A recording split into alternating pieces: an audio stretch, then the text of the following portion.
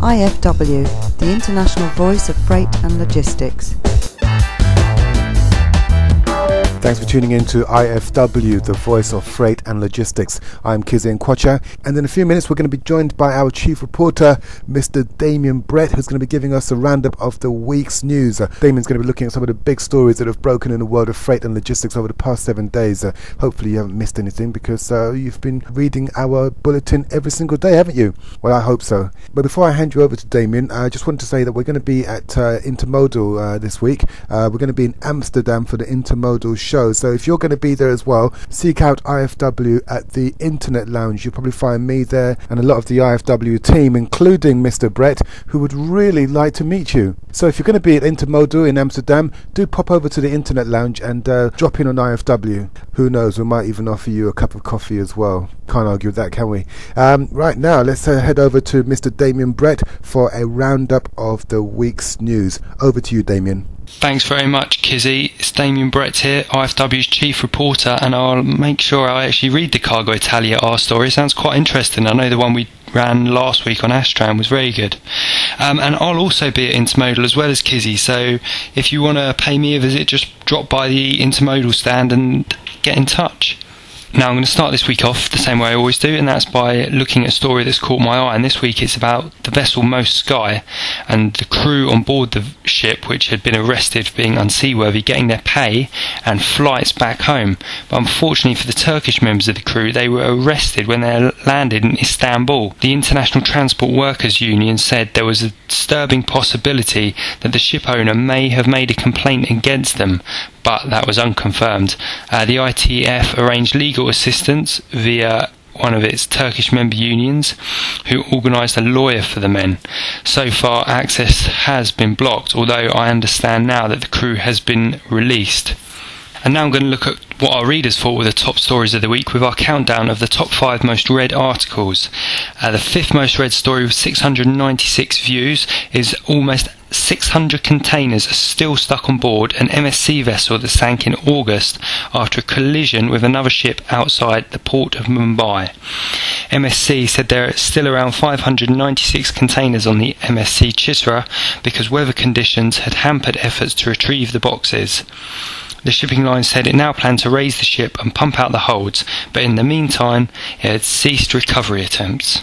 The 4th most read story of the week with 776 views is Container Lines eye Trans-Pacific rate hikes of $400 to $600 per 40-foot container next year. 15 of the world's largest shipping lines plan to seek rate hikes of $400 per 40-foot container on eastbound Trans-Pacific trades to the US West Coast ports from next May. Member shipping lines in the Trans-Pacific Stabilisation Agreement claimed the early end to this year's peak season had left the trade lagging relative to other Asia container markets, while operating costs continue to rise. The TSA's voluntary guideline contract recommendations for new contracts, most taking effect from the 1st of May, also call for a rate increase of $600 per 40 foot on all other destinations, full recovery of costs of other equipment sizes, and stricter collection of fuel charges, as well as Panama Canal, Almeida Corridor and other fixed access charges. The 3rd most read story of the week with 1,158 views is Forwarder lodges fraud claim against Damco and Maersk. An Indian freight forwarder has accused Damco US of violating the US Shipping Act by collecting demurrage and detention charges not listed in tariffs. Draft Cargoways also alleged that Damco US, Damco, and their parent firm, AP Müller-Maersk, exchanged customer information to take away a significant amount of its business. In a complaint filed with the US Federal Maritime Commission, Draft alleged that Damco US invoiced and attempted to collect amounts from the complainant, Draft, for demurrage and detention, but said the published tariff did not contain any demurrage and detention provisions. And the 2nd most read story of the week with 1,760 views is Maersk and UK retailer Argos settle $14 million dispute. Maersk Line and UK retailer Argos have settled a $14 million dispute over allegations that the carrier went back on a contract to ship 5,000 40-foot containers. It's not known what the terms of the settlement were, but in a brief statement, Maersk said the companies were no longer in dispute and that the retailer would continue to be a customer. And the most read story of the week, with 1,956 views, is container ships collide off the coast of Bengal. Two container ships have collided at the entrance to the Hooghly River in West Bengal, India, leaving one of the vessels in danger of sinking.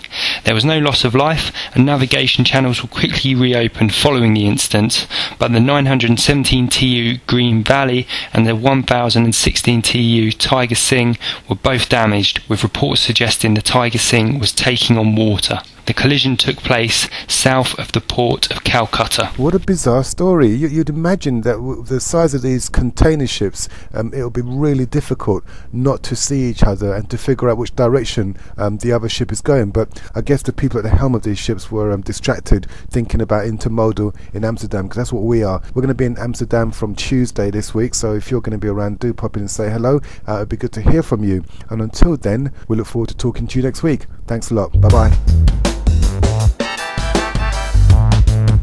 IFW, the international voice of freight and logistics.